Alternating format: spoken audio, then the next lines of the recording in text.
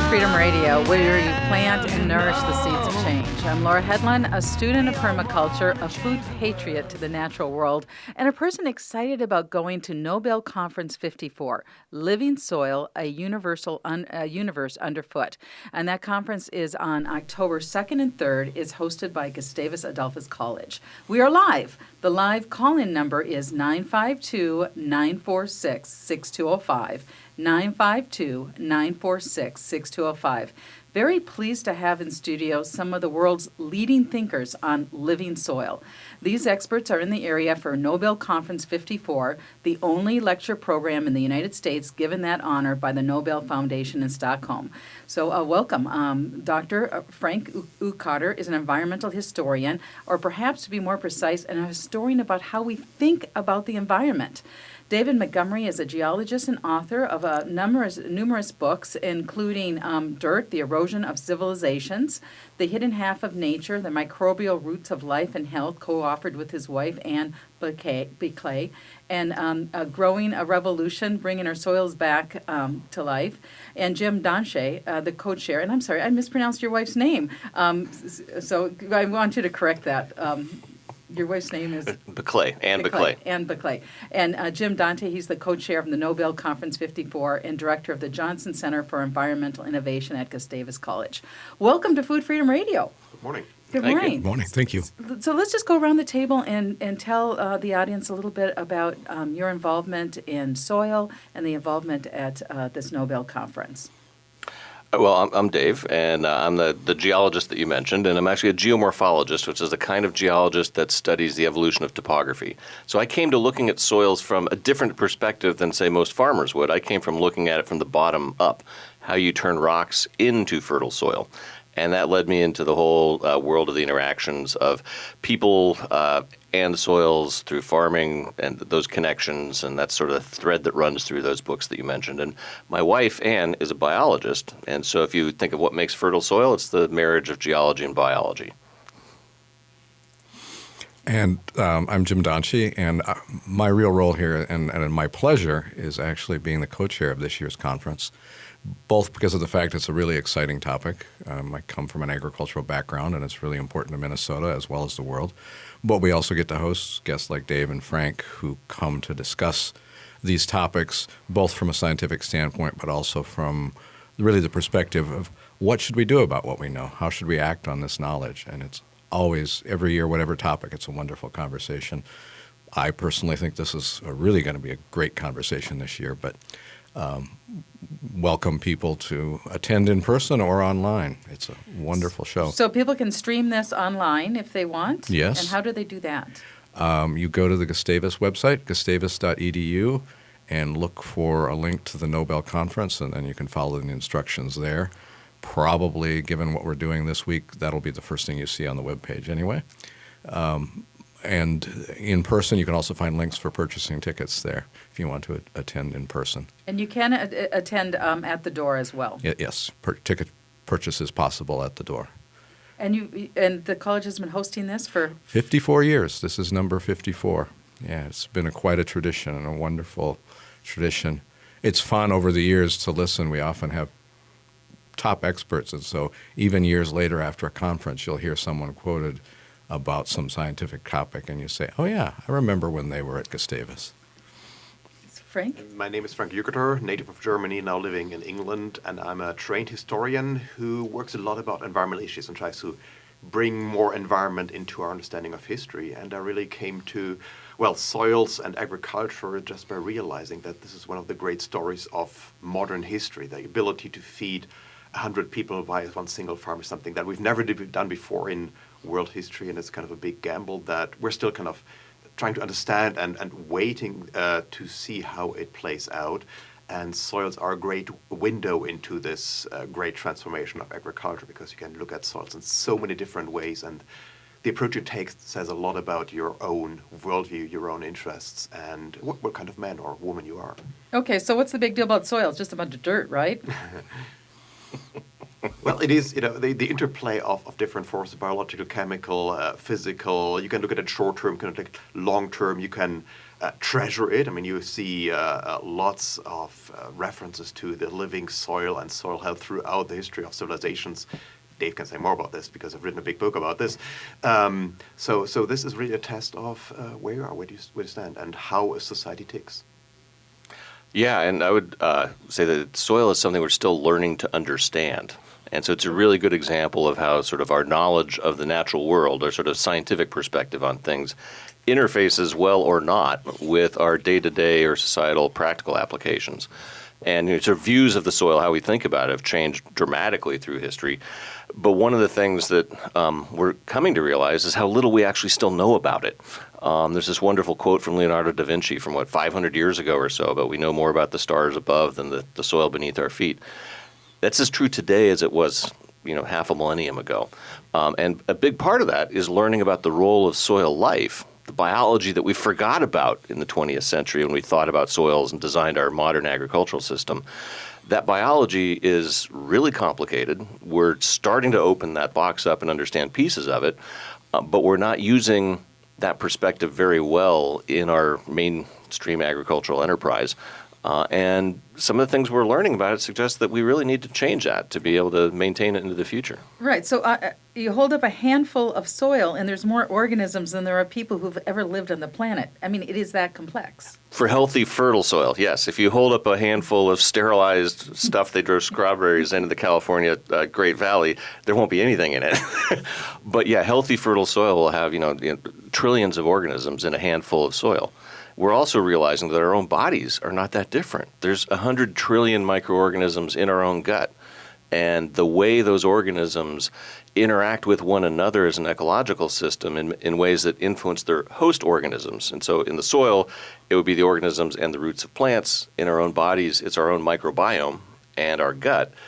Those systems are incredibly important for the maintenance of the growth and health of plants or the growth and health of people. And we're just starting to understand them. And will understanding ignorance help us understand the complexity? I mean, you've worked on, you use the phrase age of ignorance. Would you explain that, Frank? Well, it is, we don't like to talk about ignorance when we talk about anything, and certainly not about environmental issues. That we all like to, the argument of the environment movement was always, we know and it's time to act. I think soils are a great way to insert the kind of good dose of ambivalence into this kind of self-confidence that we have. Because, as Dave pointed out, there are a lot of things that we do not know, yet we need to take decisions on the soil and have been taking decisions on the soil throughout history. These are not decisions, cannot be decisions that really take the full range of possible perspectives into account. This is always a narrow perspective. How do we arrive at that? I mean, you already mentioned that our approach to the soil over the last, say, 100 years has been exceedingly non-biological, and that the chemical view of the soil has been, I think, hegemonic for the last, say, 100 years. This has a lot to do, with new technologies, with the invention of synthetic nitrogen, which allows to fertilize much more easily than any previous generation could do. It has to do with agricultural technology, but it also has to do with the creation of ignorance, the creation of these simple but misleading doctrines. And these doctrines don't evolve in a vacuum. They are they evolve in conflicts with other views. They are made by interest. The fertilizer interest is there was always much money around for let's go into the consequences. No, let's go into what has happened because of humans' ignorance. Can you give us a 30-second history of humans in the soil? How about that for a question?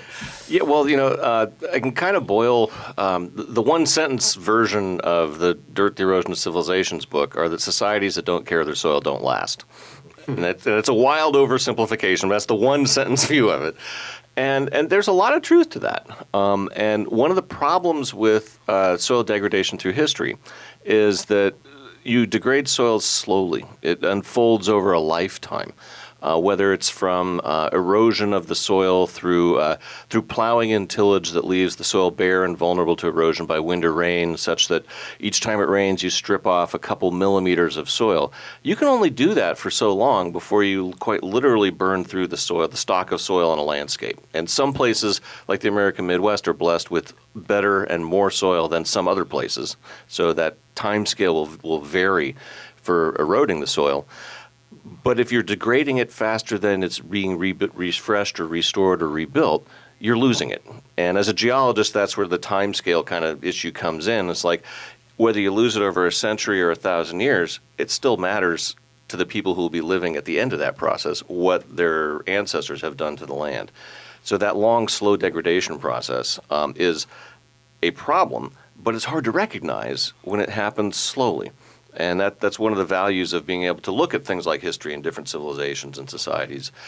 And a lot of it does, as Frank was intimating, boil down to how we think about the land. How we think about the land and how that impacts us. But so right now we have, in the Midwest, we have less than 1% of the prairie. And I don't remember the exact statistics, but, the prairie feet of topsoil was really stupidly removed.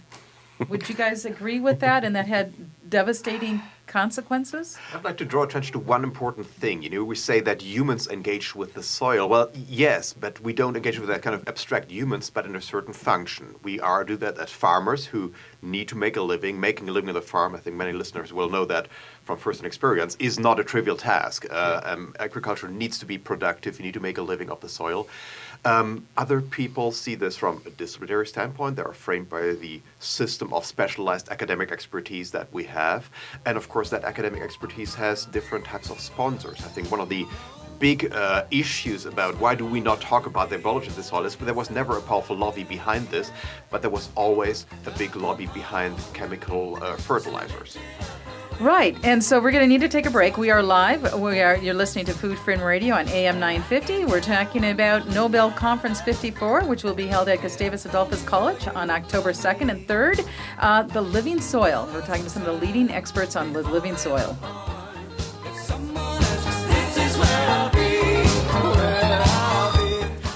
It's grilling season, and Vinaigrette has some sizzling recipes to inspire you. How about summertime grilled fajitas? Just create a marinade with our golden balsamic or champagne vinegar and chili, garlic, or jalapeno olive oil and marinade beef or chicken. Add red onions, red, green, and yellow peppers and throw them on the grill. Or try grilled steak brushed with our truffle or garlic olive oil. Visit us at 50th and Xerxes in South Minneapolis and 287 Water Street in downtown Excelsior or online at vinaigrettemn.com. Seward Co-op, serving the community for nearly 45 years, invites you to shop their two convenient locations, both offering the strong commitment to local producers and healthy foods you've come to expect. Seward focuses on locally grown and raised products, fair trade, and environmental sustainability. Shop their selection of meats, artisan cheeses, and house-made baked goods. Find Seward at 2823 East Franklin Avenue or the Friendship Store on 38th Street and 3rd Avenue in Minneapolis. More at seward.coop. Fall is an important time to call the window washing and exterior cleaning experts Blue Sky Services to prevent seasonal changes and potential winter damage. Look at your roof. Do you have black streaks, blotches, or algae? Don't wait for the cold to have these freeze. Cleaning is much cheaper than replacement. September's schedule is filling quickly, so don't neglect your windows, gutters, or siding cleaning. Call 651-447-4484 to book your fall cleaning before their busy season schedule fills, and tell them that you're an AM 950 listener. That's 651-447-4484 or blueskyservices.com. Hello, humans! It's Ellie Krug with Ellie 2.0 Radio on Mondays from 7 to 8 a.m. Many know that I have a diversity and inclusion company, Human Inspiration Works, LLC. I want to share about a speaking event I'll be hosting on Monday, November 5th from 6:30 to 8:30 p.m. at the Loft Literary Center in Minneapolis. I'll be giving my gray area thinking talk on how to be welcoming to others. I'd love for you to join me. Go to elliekrug.com and look at the Human is Human public events page for more. Please come and please tell others. See you then. Hi, this is Paul Metza inviting you to listen to the Wall of Power Radio Hour every weekend on AM 950. We are now in our third year of broadcasting on the Progressive Voice of Minnesota. MinnPost has called us one of the 22 most independently entertaining and cool radio shows in the Twin Cities.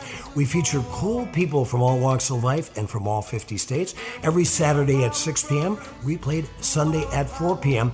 on AM 950, the Progressive Voice of Minnesota.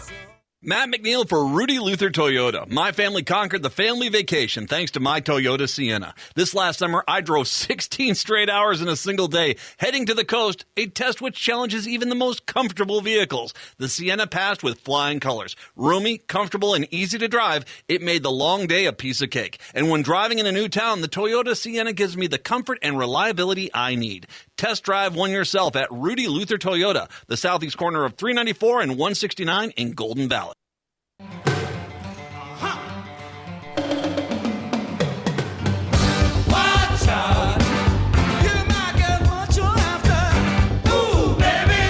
So you're listening to Food Freedom Radio, where we plant and nourish the seeds of change. I'm Laura Headline, and we're talking about Nobel Conference 54, which is going to be held October 2nd and 3rd at Gustavus Adolphus College. And in studio with us is David Montgomery.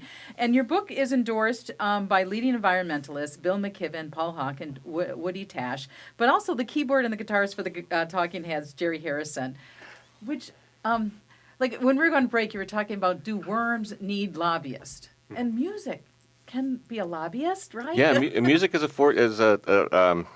art can be a way to challenge your way of thinking. It can put new perspectives on things, and science and music, in my view, go very well together. Tell us more about that. I'm a musician and a scientist, so I like the way they go together. And there are different ways of thinking and different ways of sort of experiencing the world. And one of the things I found as a scientist that we don't teach in the sciences is creativity, how to open your mind to new ideas, how to look at different perspectives. And if you're doing interdisciplinary work, it's actually really important to be able to be open to ideas in other fields, but also to be able to critically evaluate them and figure out what are the things you need to bring into the problem at hand. And the art of scientific collaboration with people in other fields is not unlike the art of playing in a band, where, as a bass player, I would play bass in one band at it's called Good Bones. It's a great Seattle band. And I play guitar in a band called Big Dirt. And depending on what position you're playing in a band, you interact with the others in the band in a different way. But you value their knowledge and their creativity, and you try and build on it and feed on it with your own. And science can be the same way. We haven't tended to approach science that way in the sciences. We tend to teach it as narrow and disciplinary and, stay within your box in your field. I'm not one of those kind of scientists. Frank, did you want to hop on that? You stated how we think about the environment impacts our whole culture. And what if we were thinking about the environment from a musical, creative, kind of a jamming with the deep knowing that's alive and the minerals coming up from the core of the earth, Wouldn't that be would that result in a different type of... Yeah, well, you should set up a band myself. You're going to be thinking just need a second career in today's job market. But maybe, can I change the perspective here a little bit? We tend to think very much here at this table now in terms of morals, in terms of awareness, in terms of mindsets that then translate into action. What about the opposite way, the way from action towards awareness? I think a good part of the history of learning about soil and soil conservation is about really learning out of the field and doing something there, and then moving towards awareness, and then moving towards spreading this. I mean, we mentioned that a lot of the knowledge was chemically focused. Of course, there's also the organic agriculture tradition. What you see, we go through the files of conversations, there's a lot of hostility towards them. But once you make it to the field, once you actually talk about plants, about soils, you look at soil profiles, all these things, then things really calm down. I think in the environmental discourse, we often talk about, we need more awareness. Well, yes, but it's not awareness that builds action. It's often action that builds awareness.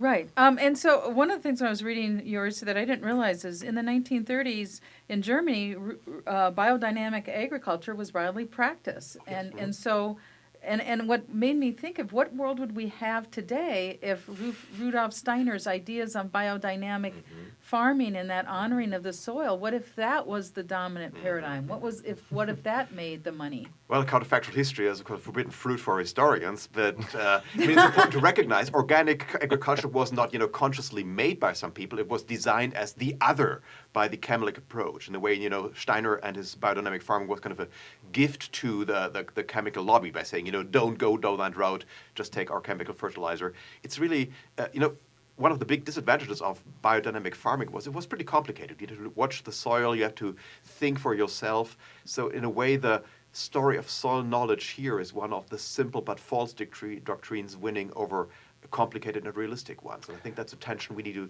think through in terms of soils, not just in 30s Germany. Yeah, and one of the factors that played into that, of course, was that one of the reasons that the style of farming that I talk about in Growing a Revolution, or the style of biodynamic farming, actually works to build fertility in the soil is through the microbial action of the bacteria and the fungi in the soil that was not understood in the 1930s. The science was not there to actually understand the mechanisms behind the ideas of the Steiners and the Albert Howards and the Lady Eve Balfours, who were the early organic pioneers who had experientially based systems that worked, and they felt worked really well.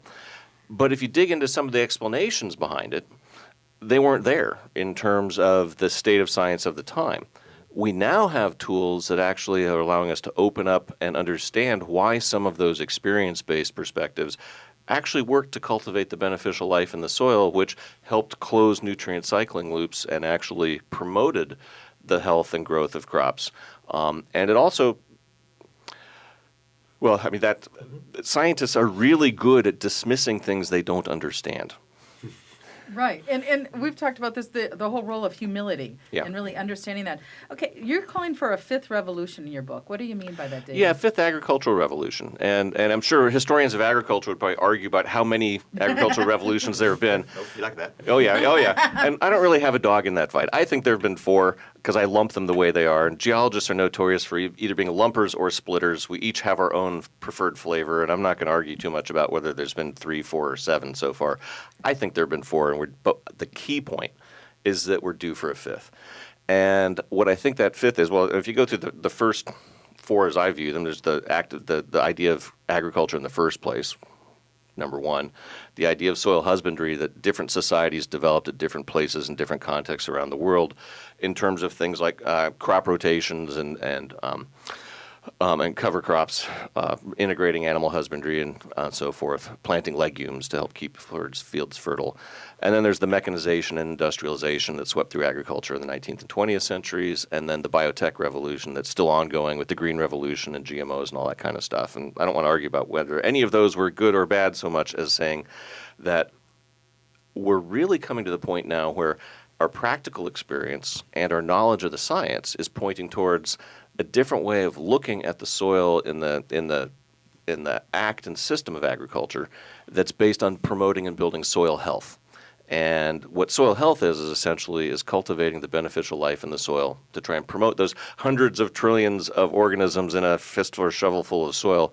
As a farmer, having those organisms work in favor of the farmer rather than trying to work against them through chemical additives is a real different way of looking at the problem of farming.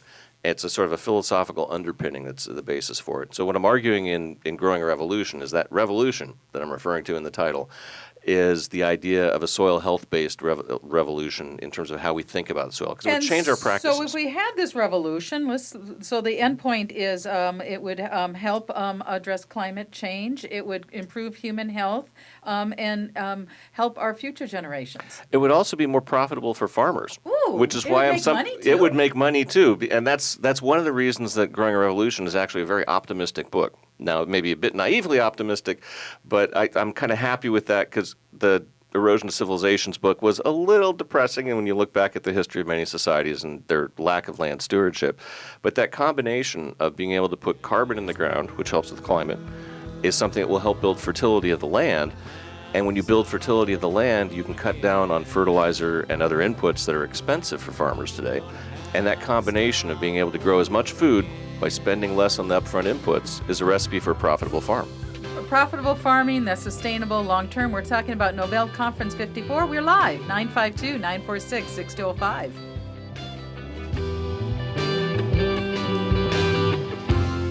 With all the convenient big box stores that sell appliances, why do so many Minnesotans choose Warner Stellian? Check online to learn that Warner Stellian is a Minnesota family-owned business for over 60 years. Warner Stellian sells more brands than anyone else, and our passionate specialists are committed to impressing you so much that you'll refer us to everyone you know. That's our mission here at Warner Stellian. Ask around, check us out online, and when it's your time to buy appliances, join over 300,000 Minnesota homeowners and choose the specialists, Warner Stellian. Lowry Hill Meats, your neighborhood full-service butcher shop that works directly with family farms. Using whole animals gives Lowry Hill Meats the benefit of preparing custom cuts and dry aging. They offer beef, lamb, goat, pork, and poultry, including whole duck, roasting hens, turkey, quail, pheasant, and Cornish hens. Their sausages are made fresh in-house weekly using 40 rotating recipes. Try their handcrafted sandwiches. They are second to none. Lowry Hill Meats is located at 1934 Hennepin Avenue in Minneapolis or online at lowryhillmeats.com. Seward Co-op, serving the community for nearly 45 years, invites you to shop their two convenient locations, both offering the strong commitment to local producers and healthy foods you've come to expect. Seward focuses on locally grown and raised products, fair trade, and environmental sustainability. Shop their selection of meats, artisan cheeses, and house-made baked goods. Find Seward at 2823 East Franklin Avenue or the Friendship Store on 38th Street and 3rd Avenue in Minneapolis. More at seward.coop.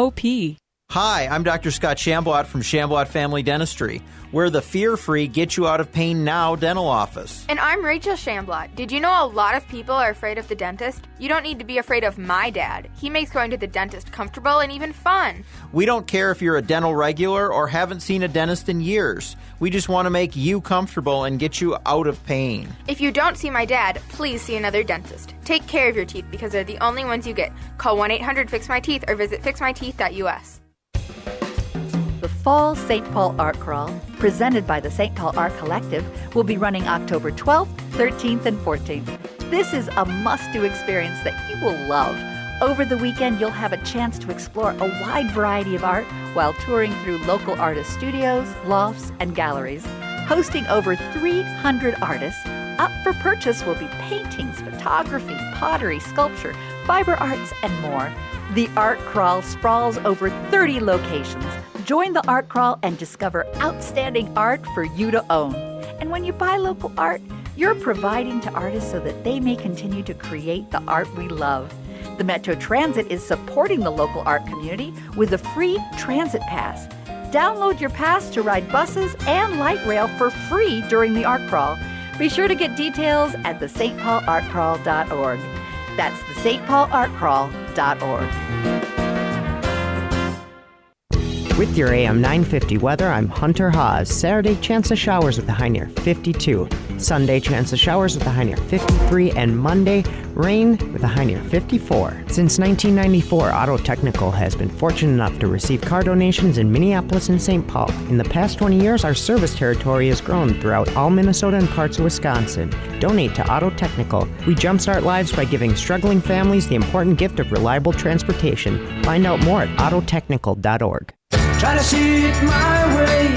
Do I have to keep on talking? Back to Food Freedom Radio, where we plant the seeds of change. I'm Laura Headline. We're live, and we welcome your calls, 952-946-6205.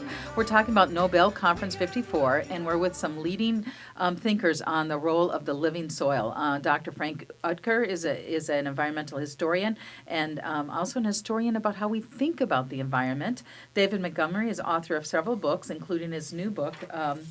His newest book is Growing a Revolution, and Jim Dontje is co-chair of Nobel Conference 54 and director of the Johnson Center for Environmental Innovation at Gustavus College.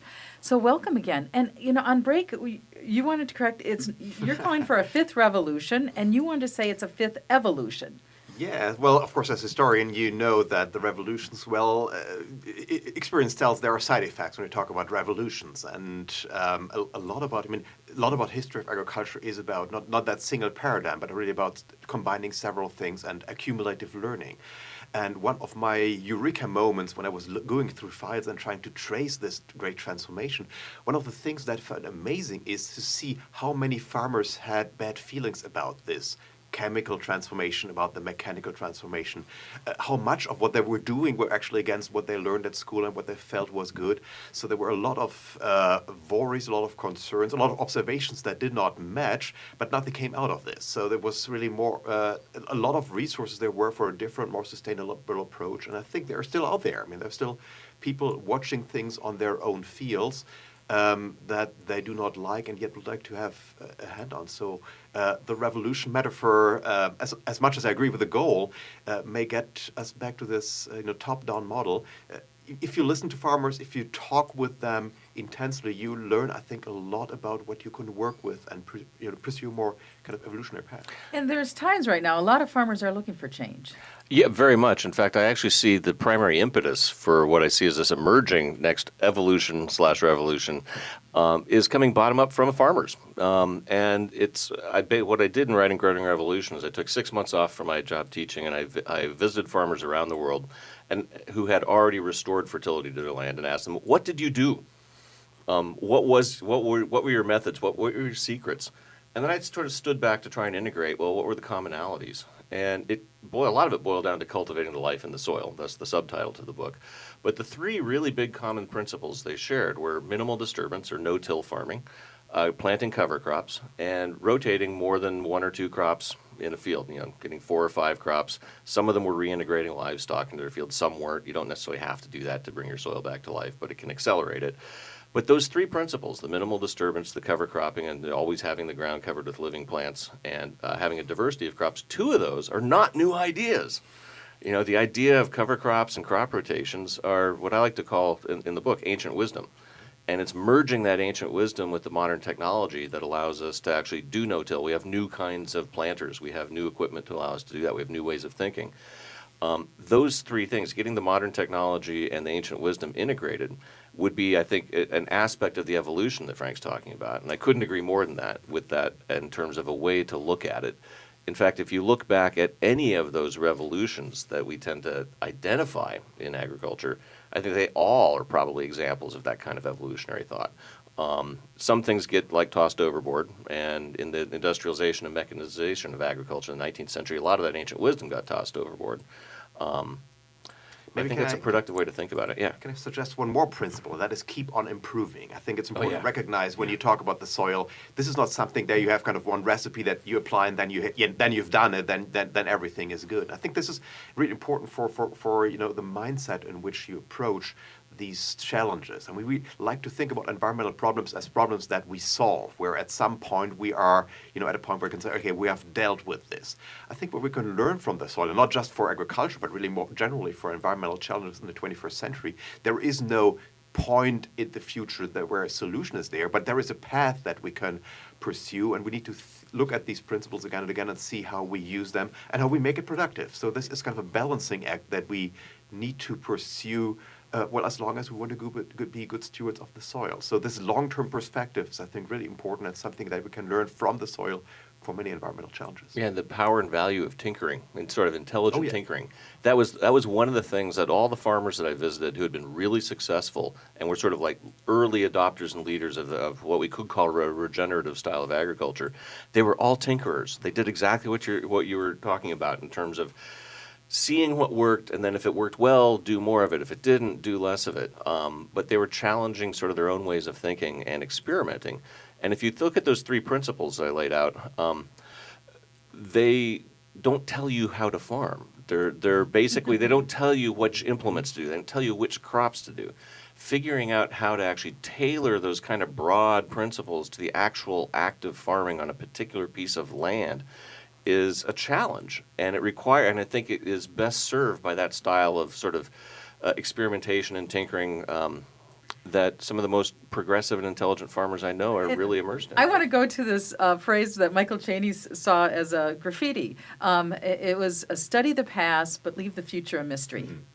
I think that's really it. I mean, we're kind of we have accumulated experiences. We have accumulated an imaginary of the past. We have all these good ideas about stewards of the shell, but it's not like now put this to action and everything is good. I mean, this is we're in a century now where we need to experiment with a lot of things, keep a lot of balls in the air, and combine this.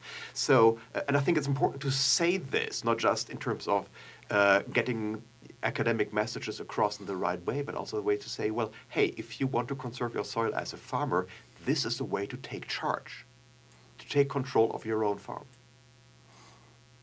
As conference co-chair, I'd just like to jump in and say this discussion has really pointed to some of the other speakers and some of the other things going on in the conference because, for example, with farmer experimentation, we have Ray Archuleta, known as Ray the Soils Guy, coming, and he's had an entire career, first with the NRCS, now as a private consultant, working with farmers to say, well, how do we take these principles and in your place, your soil, put them into place? And I've been to one of his workshops. He actively encourages farmer experimentation.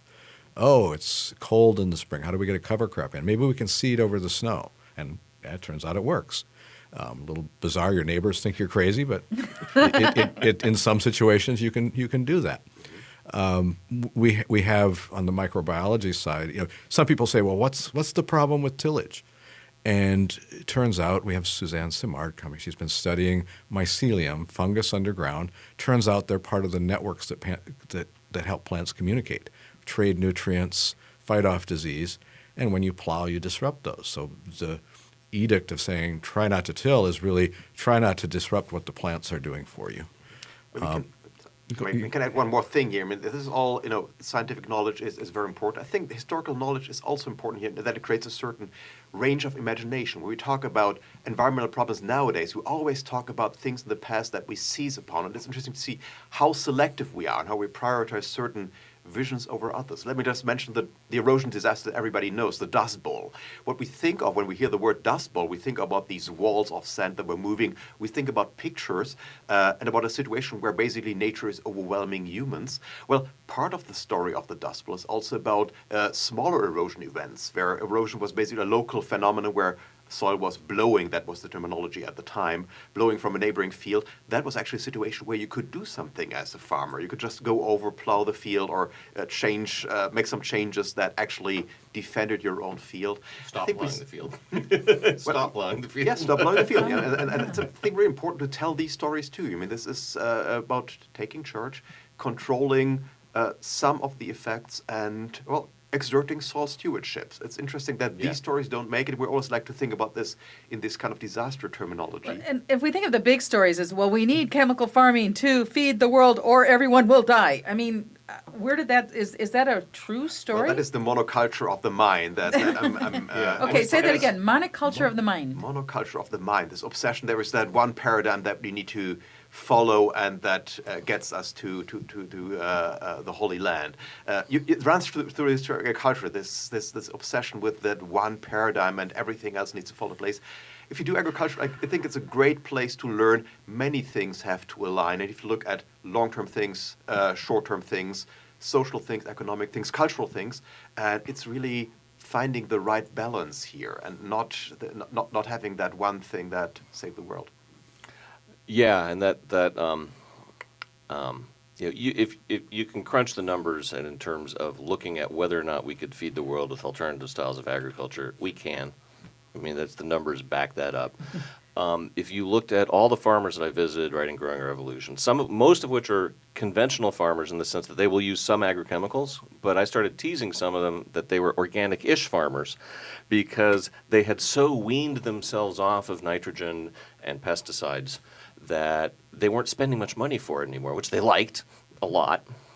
Save some money. And they have to make money. And their yields were better than their neighbors. They improved their yields. They improved their yields. Now, there's a transition period. So if you take a field that's been on intensive nitrogen for many years, and you've degraded the organic matter in the soil, which is kind of the natural engine of fertility, you have to rebuild that organic matter before you can get the full benefit of not needing as much fertilizer and pesticide. But you can get there, and what shocked me as a geologist is how fast that transition can happen. We're talking years to a decade or two, not centuries. Wow, that is hopeful. It's a short enough time period to be relevant to the bottom line of a farm. I mean, if a farmer wants to leave their grandchildren the land much better off than they have today, there's a way to do it that involves a short transition. I would love to see our society actually support farmers in making that transition, but I've interviewed and met many farmers who've done it on their own without any kind of assistance, and they're far more profitable today than they were, and more profitable than their neighbors. Well, and they're growing just as much food. Like I say, it's grassroots. So how do individual people who eat support this grassroots movement? That's a really good question. This is probably going to take both of you outside of your expertise. But you've talked a lot about knowledge and how we know. So what kind of an agricultural education system should we have? Because we've got this transition coming. Here in the Midwest, the average age of farmers is creeping up. Mm-hmm. A lot of farms need to have a succession plan. Mm-hmm. And if you want to farm differently, obviously you have to have people that understand these different techniques. Can either of you think about how should we be learning about agriculture? Have you seen any models? I think, first of all, really to talk about this in a diverse way. There is more than one way to farm, and we have this discussion about feeding the world. Can we do all organic? Can we, or can we not do it? I mean, I'm just wondering, why are we having this discussion? You know, we have a big planet. We have different agricultural systems. We have different approaches, and I think this is something we should bring into the education system too. I mean, going into agriculture is a way to do your thing and to try out something new, and of course to take full accountability. But there was a time when there was basically a kind of a rough script: get bigger, get better, get out. Well, we're beyond that point. We have a room here for experimentation, for entrepreneurship, and if I may say this as a non-U.S. citizen, true American ideals. If you go into agriculture, this can be your American dream. Yeah, and we also need to teach a different style and philosophy of thinking about the soil and looking at the soil in terms of thinking about farming as an exercise in applied ecology and in building soil health as the ally of the farmer. And because when I took soil science in graduate school, we were not taught that. We were not taught much about the biology. It was all about chemistry and physics. And there's nothing wrong with chemistry and physics unless all you think about is chemistry and physics. If you right, forget and the so biology, water is life. Water is life. Water is life. You're listening to Food Freedom Radio. We are live, 952-946-6205. We're talking about Nobel Conference 54, held at Gustavus College on October 2nd and 3rd. Let me tell you what. Be sure to pick up your copy of this month's Natural Awakenings magazine, a free local guide to a healthier and more balanced life. Each monthly issue includes timely, local, national, and global stories. Learn about alternative and complementary medicine, nutrition, fitness for body and mind, personal growth, sustainability, and much more. Natural Awakenings can be found at area health food stores, food co-ops, and retail locations. More information is available at naturaltwincities.com. That's naturaltwincities.com. Finding the best foods the Twin Cities has to offer is easy with eatlocalminnesota.com. Offering the top local and independently owned restaurants, eatlocalminnesota.com has everything from burger joints to cocktails and fine dining. Join the Seward Co-op Creamery Cafe for seasonal dishes using locally sourced ingredients, Minnesota craft beers, and organic wines on the new outdoor patio. Their delicious vegetarian, vegan, and omnivorous menu options are sure to satisfy. Sustaining a healthy community, find Seward Co-op Creamery Cafe at 2601 East Franklin Avenue in Minneapolis and online at coopcreamery.coop.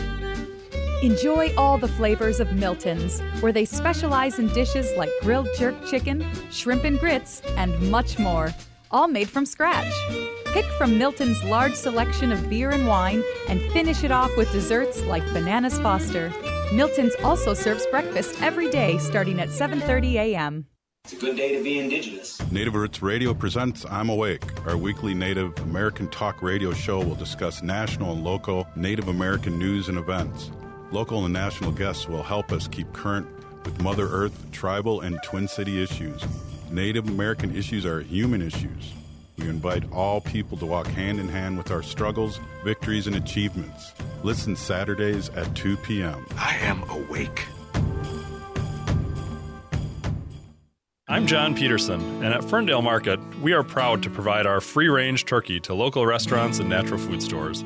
One of our partners since the beginning has been Birchwood Cafe, and we're excited to announce a new partnership product, the Birchwood Turkey Burger Patty, made from their popular turkey burger recipe using our antibiotic-free turkey and Birchwood's local and organic ingredients. Put an end to bland turkey burgers. Find this and all our Ferndale turkey products at your local co-op or natural food store. Visit ferndalemarket.com. Hi, Sarah from Vinaigrette. Farmers markets are everywhere and summer's bounty is limitless. Try a rustic caprese salad using spring mix, fresh mozzarella, grape with cherry tomatoes, red onion, fresh basil, garlic olive oil, and our 18-year aged balsamic. Or try grilled romaine brushed with Tunisian olive oil. Vinaigrette makes it easy to love your vegetables. Visit us at 50th and Xerxes in South Minneapolis or 287 Water Street in downtown Excelsior. Online at vinaigrettemn.com.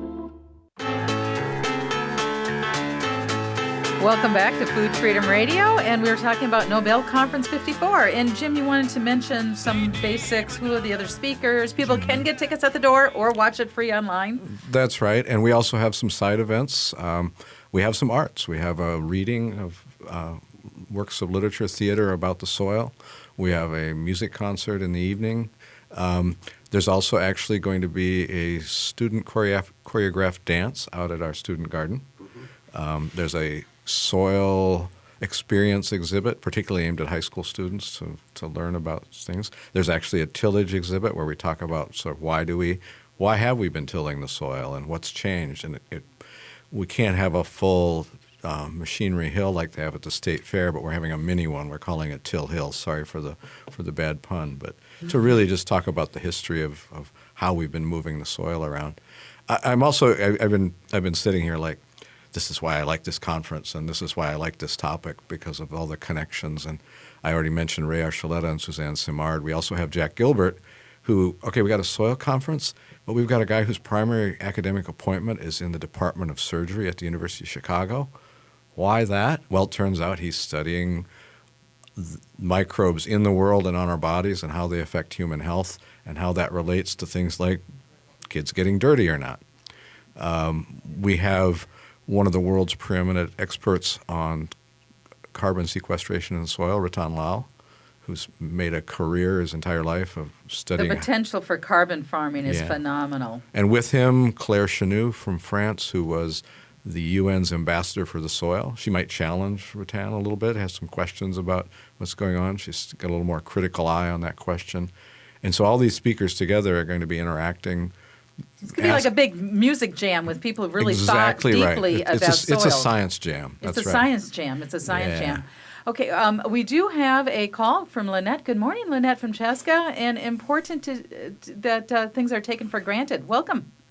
Oh, hi. Good morning. It's such an interesting show. I was just thinking as you guys were talking about this, isn't it interesting how the things that are the most essential to life are the most misunderstood? And you think about like dirt and all the connotations with dirt, like, somebody's treating you like dirt, and it's like, but dirt is a wonderful thing and it should be respected. And, and that's just making me think of how sad and interesting that is. And so thank you for the show. Thank you, Lynette, for calling. Yeah, it's very meaningful because if we stop treating dirt like dirt, maybe we'll stop treating pigs and cows and each other like dirt too. Yeah, I think that's one of the things that really run through soil history, that this is a problem that's flying under the radar, even in the age of environmentalism, where we have a strong awareness. I think that's, the environmental movement is an overwhelmingly urban movement, and that's one of the points where it really shows that this is something that is far removed from the everyday experience of an urban supermarket user, or it seems to be. In your shopping choices, you do make these decisions when you encounter them. And it's really a challenge to bridge them. I'm very grateful for the Nobel Conference to pick this topic because at the most fundamental level, you recognize you did not think about this enough. We definitely have had people say, so why are you doing a conference about soil? What's this about? And usually after a little bit of discussion, the eyes get wide and they're like, oh my goodness, I didn't know about this. Or I didn't think about this implication of this topic. And it's so important to connect this to personal health, how our health of ourselves is connected to our health of our soil. And right now we're facing epidemics of chronic diseases, epidemics of anxiety and depression. David, is this linked? Yeah, that's actually the subject that Ann and I are working on a new book on, is the connection of soil health to human health, because it turns out that the way that we farm actually influences how things like mineral micronutrients get into our food. How things like the phytochemicals, the chemicals that plants make that our gut microbiome ferments into things that support our health, those get into our food or not, in great part based on how we farm.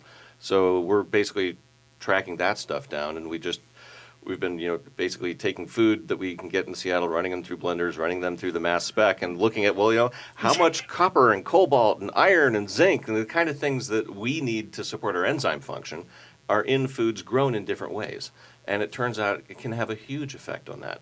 And how much does that influence the modern epidemic of chronic diseases? It's obviously not the only cause. There's what we eat. We're eating, our diet is not as good as it perhaps could be across the board. But there's the question of how much does it matter how we grow our food? And so we're diving into that for the next book. And it looks like there's some big connections that can be drawn between those. We don't have a title or a date for that. We're literally starting it. But your new book is Growing a Revolution, Bringing Our Soils Back to Life, and there are signed copies at Common Good Books right now that you signed yesterday. So Common Good Books, you can get Growing a Revolution.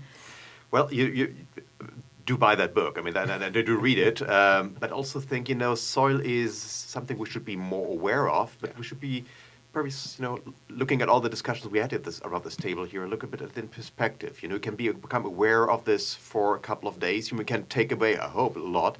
But in the end, we are living in an urbanized society where the farmer experience is a remote one. So maybe we should also think about ways to talk about soil problems in a wider context. I like to talk about soil problems in the context of the general problems of monoculture.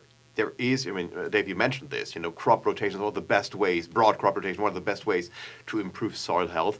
But monoculture is also a problem on other fronts. It makes these dependencies. We have so many, as a historian, you have so many agricultural systems that banked on one single commodity, and then when that commodity came into crisis, biologically or economically, things were falling apart. There's the weed problems, there's the pest problems. So you can really build a combination around monoculture. And the great thing about monoculture is it's a practice. There's something we've fallen for as humans. It's not an academic concept. There is no biological theory of monoculture. So you can really challenge this on multiple fronts and really have a buzzword that brings in soil conservation through a back door.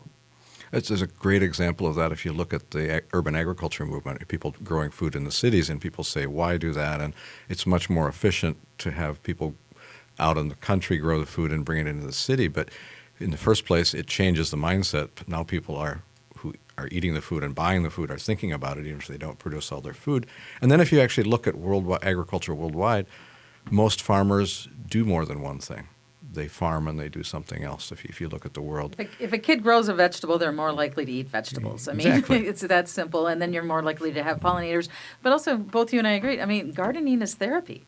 Yeah. I mean, it's about coming alive to the natural world and living in a more robust living. Yeah, and soil restoration can happen in the city. There's all kinds of places where we have opportunities to improve, to turn what's actually really probably better called dirt into healthy soil. And the Hidden Half of Nature book, the one that I wrote with Anne, is about how she's a gardener. It's her source of therapy. She transformed our yard from something that had about 1% carbon to having about 10% over the course of about a decade. That completely changed the character of our land, of the life in the land. We literally saw life come back to our yard in the same progression, in a gross sense, as it evolved on Earth. It's very exciting. And unfortunately, we're down to our last 40 seconds. So I'm going to do a shout out. Again, I thank you so much, Dr. Frank Uekotter. He is an environmental historian and a historian about how we think about the environment. David Montgomery is a geologist and author of several books, including The Microbial Roots of Life, The Hidden Half of Nature, and Bringing Our Soil Back to Life. And Jim Dontje is co-chair of the Nobel Conference 54 and director of the Johnson Center for Environmental Innovation at Gustavus College. You can check out Nobel Conference 54 October 2nd and 3rd. You've been listening to Food Freedom Radio on AM 950, the progressive voice of Minnesota. It's pretty good over here, woman.